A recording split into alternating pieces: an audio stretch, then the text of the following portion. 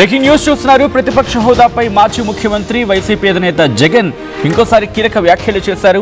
Assembly సమావేశాలకు హాజరు కావద్దని జగన్ నిర్ణయించుకున్నట్టుగా తెలుస్తోంది. ప్రతిపక్ష హోదా ఇస్తేనే సభకు వస్తా అంటున్నారు జగన్. ప్రధాన ప్రతిపక్ష హోదా లేకపోతే ఏం చేయలేమంటూ చెప్పుకొచ్చారు ఆయన.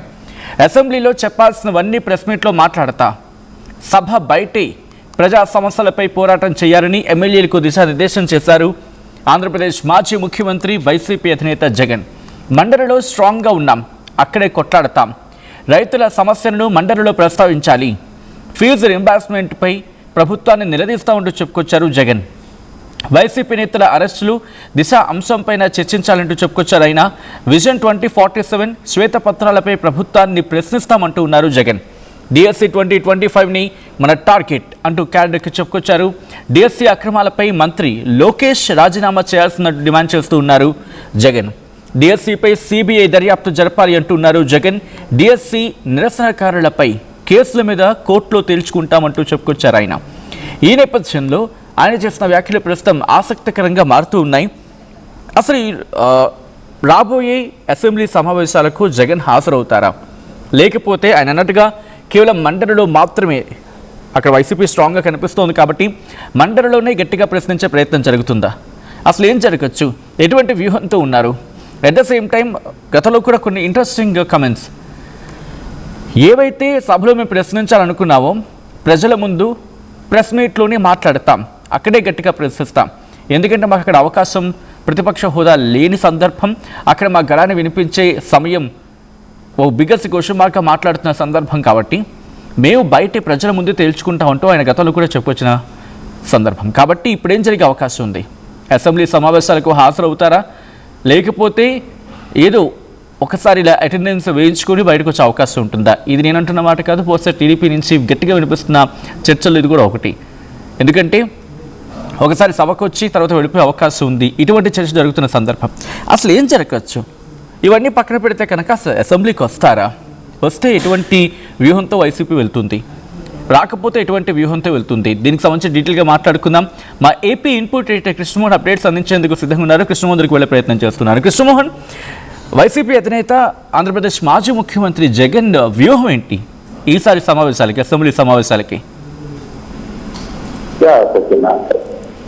ఈసారి కూడా సమావేశాలకి జగన్మోహన్ రెడ్డి హాజరయ్యే పరిస్థితి. ఆయన క్లియర్గా నిన్న ఎమ్మెల్యేలు ఎమ్మెల్సీలతో క్లియర్గా దాన్ని ఏం చేయాలనుకుంటున్నాడో ప్రతిపక్షం మీద ఎవరు మనకి ఎలాగో టైం ఇవ్వరు. అటువంటి టైంలో మనం ఆడికి వచ్చి మాట్లాడాల్సిన అవసరం లేదు. వీళ్ళు మండలిలో మనం గెలుస్తున్నాం కాబట్టి మండలిలో పోరాటం చేయండి. నేను ప్రెస్ మీట్లు పెడతాను. ఇక్కడ ప్రతిరోజు చెప్పాల్సినవన్నీ కూడా ప్రెస్ మీట్లోనే మాట్లాడతాను. సభ బయటే ప్రజా సమస్యలపై పోరాటం చేసే బాధ్యత మనం తీసుకుందాం. అలాగే చాలా ఇష్యూస్ ఉన్నాయి. అలాగే ఇష్యూస్ లో ప్రధానంగా ఇన్వెస్ట్మెంట్ పై ప్రభుత్వాన్ని నిలదీయాలి. అలాగే డీసీపీ నేతల అరెస్టులు పైన కూడా చర్చించాల్సిన అవసరం ఉంది. విజన్ 2047 శ్వేతపత్రాలపై ప్రభుత్వాన్ని ప్రశ్నిస్తాం. అలాగే డిఎస్సి 2025 ప్రధాన అజెండా. ఎమ్మెల్సీలకు జగన్ చాలా క్లియర్ గా చెప్తున్నారు, మండలిలో ఎటువంటి పరిస్థితులు అయినా సరే గట్టిగా పోరాటం చేయాల్సిందే, డిఎస్సి అక్రమాలపై మంత్రులు చేయాల్సిందే అంటూ జగన్ గట్టిగా చెప్పారు. డిఎస్సి పై సిబిఐ దర్యాప్తు చేయాల్సిన పరిస్థితి అయితే ఉంది. అలాగే ఏదైతే డిఎస్సి నిరసనకారులపై కోర్టులో కేసులు తెలుసుకుందాం. మరోవైపు మీరు ఈ వ్యవహారం కూడా ఇంటికి వచ్చే పరిస్థితి మీరు డిసైడ్ చేసుకోండి. బయట మాత్రం మనం చేయాల్సిన కార్యక్రమాలు అయితే అసెంబ్లీ బయటనే చేయాలి. అసెంబ్లీలో ఎన్ని రోజులు జరిగినా, వారం రోజులు జరిగినా, 5 రోజులు జరిగినా, 4 రోజులు జరిగినా ఖచ్చితంగా ఈ ప్రోగ్రామ్ అయితే మనం ప్లాన్ చేసుకోవాల్సిందే అని చెప్పి ఆయన నిర్దేశం చేసిన పరిస్థితి అయితే కనబడుతుంది. యాక్చువల్ గా నిన్న ఆయన మాటలు బట్టి అయితే కొంచెం క్లియర్ గా మనకు ఒక అర్థమవుతుంది ఏంటంటే బహుశా ఆయన అసెంబ్లీకి ఇప్పటిలాగే ఈసారి కూడా వచ్చే పరిస్థితి అయితే కనపట్లేదు. మరోవైపు స్పీకర్ అయితే గట్టిగా అడుగుతున్నారు, మిమ్మల్ని గెలిపించింది ఎందుకు, మీరు ఖచ్చితంగా హాజరు కావాల్సిందే, హాజరైతే మీ సమస్యలకు పోరాటం మీద మీకు ఏం కావాలో మేము సమయం కూడా కేటాయిస్తాం అనేది స్పీకర్ చెప్తున్న పరిస్థితి. అవసరం అనుకున్నప్పుడు మీరు గెలిపి రాకపోతే కదా. అలాగే కొంతమంది ఎమ్మెల్యేలు జీతాలు తీసుకుంటున్నారు, అసెంబ్లీ రాకుండా జీతాలు తీసుకునే మీరు అందరూ వెనక్కి చేయండి అని కూడా స్పీకర్ గట్టిగా మాట్లాడుతున్న పరిస్థితి. సో ఈ యాంగిల్లో రేపు 15 నుంచి జరగబోయే ఎన్ని రోజులు జరుగుతుంది అనేది బీఎస్సీ నిర్ణయిస్తుంది. బట్ 17వ తారీఖు మాత్రం అసెంబ్లీ సమావేశాలు అయితే ప్రారంభమవుతుంది. ఈసారి సమావేశాలు కొంత వేడిగా జరిగే పరిస్థితి చాలా స్పష్టంగా కనపడుతుంది. రైట్, ఒక్కసారి ఇంట్రెస్టింగ్ గా మీరు అన్నట్టుగా స్పీకర్ అయ్యన్న పాత్రుడు కూడా మాట్లాడారు. ఒకసారి ఆయన రియాక్షన్ చూద్దాం, ఆ తర్వాత మళ్ళీ మీ దగ్గరికి వస్తారు Krishnamohan. I request please be on hold. ఒక్కసారి ఇదే అంశానికి సంబంధించి స్పీకర్ అయ్యన్న పాత్రుడు రియాక్ట్ అయ్యారు. ఒకసారి ఆయన ఏమన్నారో చూద్దాం, ఆ తర్వాత పూర్తిగా విశ్లేషించే ప్రయత్నం చేద్దాం. ఆ స్పీకర్ మీటింగ్ లో కూడా నేను లేవనెత్తాను. MLA, elected MLA, not a CM. Jaganmohan CM ఇప్పుడు ఏమన్నా ప్రతిపక్ష నాయకుడు కూడా కాదు, 11 వచ్చాయి. అంచేత ఒక ఎమ్మెల్యేగా అతను డ్యూటీ ప్రజలు ఎన్నుకున్నారు ఎమ్మెల్యేలని. అసెంబ్లీ టైంలో వాళ్ళ ప్రాంతం సమస్యలు అక్కడ మాట్లాడి దానికి పరిష్కార మార్గం అన్వేషించవలసిన బాధ్యత ఎమ్మెల్యే మీద ఉంది. అది ఎమ్మెల్యే డ్యూటీ.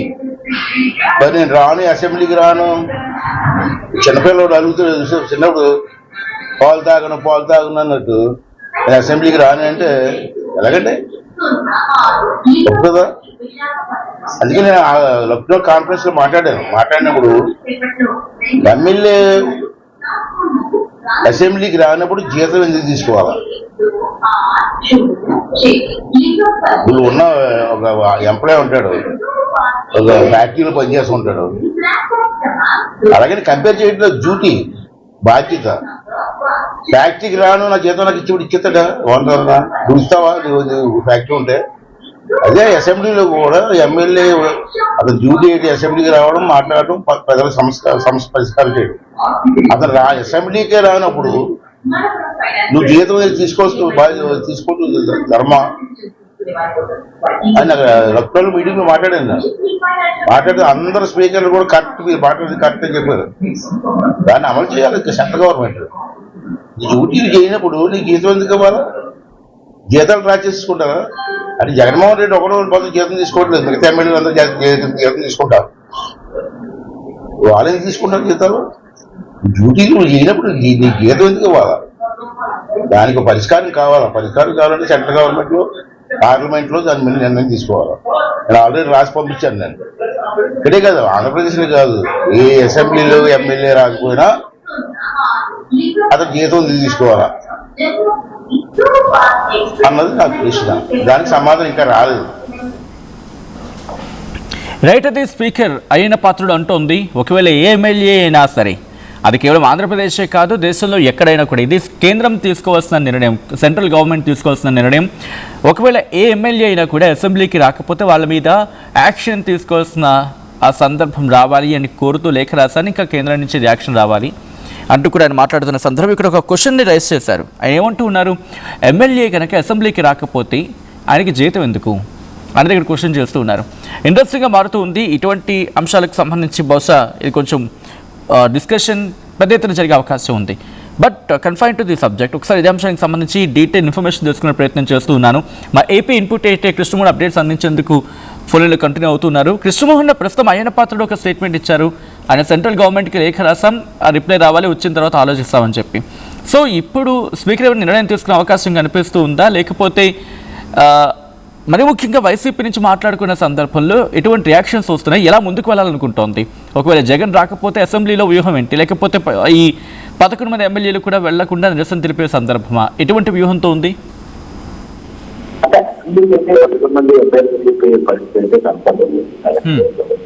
స్పీకర్ గతంలో ఢిల్లీలో ఈ పార్లమెంట్ సమావేశాలకు సంబంధించిన ప్రస్తావన వచ్చినప్పుడు ఒక మీటింగ్ లో ఆయన కేంద్రానికి కూడా ఒక లేఖ రాశారు. ఇది కేవలం ఆంధ్రప్రదేశ్ లో ఒకటే కాదు, ఎక్కడైనా గెలిచిన ఎమ్మెల్యేలు రాకపోతే ఖచ్చితంగా దానికి సంబంధించిన ఇష్యూస్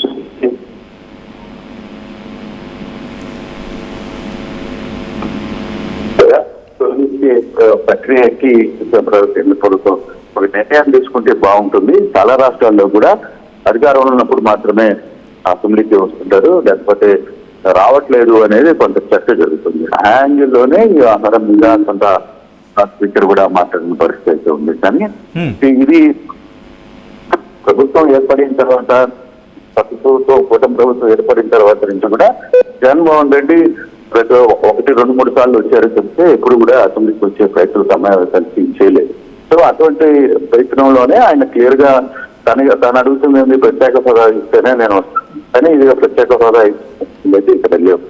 అటువంటి సందర్భంలో ఇప్పుడు జగన్మోహన్ రెడ్డి కోరుకున్నది అది కాదు, వీళ్ళు అడుగుతున్నది జగన్మోహన్ రెడ్డి వచ్చే పరిస్థితి లేదు. ఆల్మోస్ట్ 1.5 సంవత్సరం అయిపోయింది. ఇంకా మహా ఉంటే సంవత్సరంలో తర్వాత అతను పాదయాత్రకి నేను ఎలాగూ వెళ్ళిపోతున్నాను. ఆ సమయంలో ఇక నేను అసెంబ్లీకి వచ్చేది నా సమస్య అంతా కూడా రోడ్డు మీద నేను చేస్తున్నా. ప్రతి ఇష్యూ మీద కూడా నేను ఎక్కడ అంటే అసెంబ్లీ వెలుపల ఏది చేయాలనుకున్నా కూడా మనం చేసే కార్యక్రమాలు చేస్తున్నాం. ప్రజలకి సమస్యల పట్ల మనం పోరాటం మీద మనం ఎక్కడికక్కడికి వెళ్ళి ఆ ప్రాంతాలకు వెళ్ళి అక్కడ సమస్యల మీద మాట్లాడే ప్రయత్నం చేస్తున్నాం అనేది జగన్ వాదన. కానీ స్పీకర్ వాదన అట్లా కుదరదు. ఎమ్మెల్యేగానే ఉండాలి. ఎమ్మెల్యే తర్వాత ఖచ్చితంగా అసెంబ్లీకి హాజరు కావాలి, అసెంబ్లీలో మీ గళాన్ని వినిపించాలి. మరోవైపు లేకపోతే మీరు ఎందుకు జీతాలు తీసుకుంటున్నారు అనే పరిస్థితి. గతంలో కూడా ఒక మాట చెప్పారు, ఒక జగన్మోహన్ రెడ్డి తప్ప మిగతా 10 మంది ఎమ్మెల్యేలు కూడా జీతాలు తీసుకుంటున్నారు అని చెప్పి స్పీకర్ మాట్లాడు. అంటే అక్కడ జగన్మోహన్ రెడ్డి అసలు జీతాలు కూడా తీసుకోవట్లేదు. కానీ ఇక్కడ మిగతా ఎమ్మెల్యేలు ఉన్నారు 10 మంది, వాళ్ళు మాత్రం జీతాలు తీసుకుంటున్నారు అనేది స్పీకర్ స్వయంగా చెప్పిన పరిస్థితి. కాబట్టి అంటే ఇది 17వ తారీఖున అదేమన్నా కార్యక్రమం ఒక ఎస్ఎన్ లాంటిది కార్యక్రమం పెట్టుకుని ఆ రోజు హాజరయ్యే పరిస్థితి జగన్ చేస్తారా? ఎందుకంటే మామూలుగా సమావేశాలు హాజరయ్యేటప్పుడు గవర్నర్ వచ్చే పరిస్థితి ఉంటుంది. కాబట్టి నేపథ్యంలో ఆయన మాత్రం వచ్చి వందనం చేసి వెళ్ళిపోయే పరిస్థితి ఉంటుందా లేదా అనేది వాళ్ళ ప్లాన్ ఆఫ్ యాక్షన్ ఏంటి అనేది పూర్తిగా తెలియదు. కానీ అసెంబ్లీకి మాత్రం ప్రజా ఎమ్మెల్యేలు మాత్రం హాజరు కావట్లేదు అనేది మాత్రం చాలా స్పష్టంగా మనకి అర్థమవుతుంది. Right Krishnamohan, thanks for update. Interesting development కింద మాట్లాడుకుంటున్న సందర్భం కూడా ఇప్పుడు మాజీ ముఖ్యమంత్రి జగన్ ఏం చేయబోతున్నారు? ఎందుకంటే అసెంబ్లీకి వెళ్ళరా? లాస్ట్ మూమెంట్లో ఏదైనా ట్విస్ట్ చోటు చేసుకునే అవకాశం ఉందా? ప్రతిపక్ష హోదాపై జగన్ ఇంకోసారి కీలక వ్యాఖ్యలు చేశారు. అసెంబ్లీ సమావేశాలకు హాజరు కావద్దంటూ జగన్ సంచలన నిర్ణయం తీసుకున్నట్టుగా తెలుస్తోంది. ప్రతిపక్ష హోదా ఇస్తేనే సభకు వస్తా అంటూ చెప్పుకొచ్చినట్టుగా తెలుస్తుంది జగన్. ప్రధాన ప్రతిపక్ష హోదా లేకపోతే ఏం చేయలేమంటూ ఇటు క్యాడర్తో చెప్పుకొచ్చారు ఆయన. అసెంబ్లీలో చెప్పాల్సినవన్నీ ప్రెస్ మీట్లో మాట్లాడతా, సభ బయటే ప్రజా సమస్యలపై పోరాటం చేయాలని ఎమ్మెల్యేకు డైరెక్షన్ ఇచ్చారు జగన్. మండలిలో స్ట్రాంగ్గా ఉన్నాం, అక్కడే కొట్లాడతాం, రైతుల సమస్యలను మండలిలో ప్రస్తావించాలంటూ చెప్పుకొచ్చారు జగన్. ఫీజు రింబర్స్మెంట్పై ప్రభుత్వాన్ని నిలదీస్తామంటున్నారు ఆయన. వైసీపీ నేతల అరెస్టులు, దిశ అంశంపైన కూడా చర్చించాలంటూ ఉన్నారు జగన్. విజన్ 2047 శ్వేతపత్రాలపై ప్రభుత్వాన్ని ప్రశ్నిస్తామంటూ ఉన్నారు జగన్. డిఎస్సి 2025ని తమ టార్గెట్ అంటూ క్యాడర్కి డైరెక్షన్స్ ఇచ్చారు ఆయన. డిఎస్సి అక్రమాలపై మంత్రి లోకేష్ రాజీనామా చేయాల్సిందంటూ డిమాండ్ చేసుకొచ్చారు. డిఎస్సిపై సిబిఐ దర్యాప్తు జరపాలంటూ ఉన్నారు జగన్. డిఎస్సి నిరసనకారులపై కేసుల మీద కోర్టులో తేల్చుకుంటామంటూ చెప్పుకొచ్చారు ఆంధ్రప్రదేశ్ మాజీ ముఖ్యమంత్రి వైసీపీ అధినేత జగన్.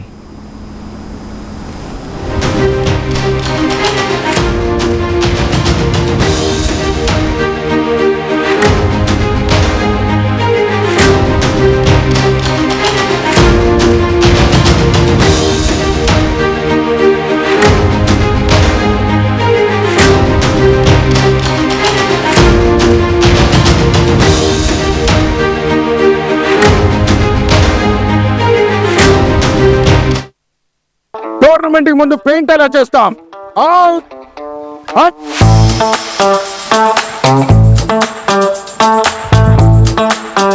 ప్లాన్ అయితే చాలా బాగుంది సార్. స్టేడియం పరిస్థితి చూడండి. టోర్నమెంట్ ముందు పెయింట్ ఎలా చేస్తాం? టెక్నో పెయింట్స్ ఉందిగా. Techno paints, township, dam, stadium లేదా మనీళ్ళు, పెయింట్స్ నుంచి పెయింటింగ్ వరకు పూర్తి సొల్యూషన్ కావాలంటే మేమున్నాం. కానీ సార్, టైంకి పూర్తవుతుందా? రోజుకు 23 లక్షల స్క్వేర్ ఫీట్ పెయింటింగ్ చేయగల సామర్థ్యం, 5,000 మంది స్కిల్డ్ లేబర్ టీమ్ మా వెంట ఉంది. 23 లక్షల? అవును. ప్రపంచ స్థాయి రంగులు, అద్భుతమైన షేడ్స్ తో భారతదేశపు అసలైన పెయింట్ మరియు పెయింటింగ్ శక్తిని మేమే. We are techno paints. Techno paints.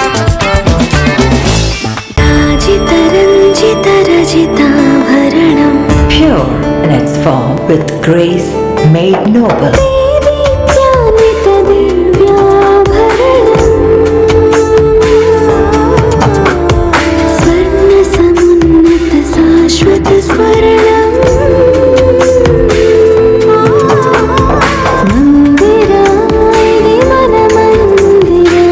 Mandira Premium Silver Jewelry by Manipali. అందరికీ నమస్కారం. నేను మీ అనసూయ భరద్వాజ్. ఆషాఢ మాసం సందర్భంగా మన కాసన్ ఫ్యాషన్స్ ఏపీ అండ్ తెలంగాణలోని 24 స్టోర్స్ లో సరికొత్త ఆఫర్స్ తో మీ ముందుకు వస్తుంది. అంతేకాదంలో ఈ ఆషాఢ మాసంలో మన ప్రత్యేకత కిలో చీరలు కొనండి, అరకిలో చీరలు ఉచితంగా పొందండి. బోనాల పండుగ జోర్దార్గా చేయాలని ఆలోచన చేస్తున్నారా? అయితే కిసాన్ ఫ్యాషన్ మాల్ లా అద్రిపోయే ఆఫర్లున్నాయి. జోర్దార్గా షాపింగ్ చేయండి. పండుగ అయినా దావత్ అయినా పట్టు అయినా ఫ్యాషన్ అయినా కిసాన్ ఫ్యాషన్ మాల్.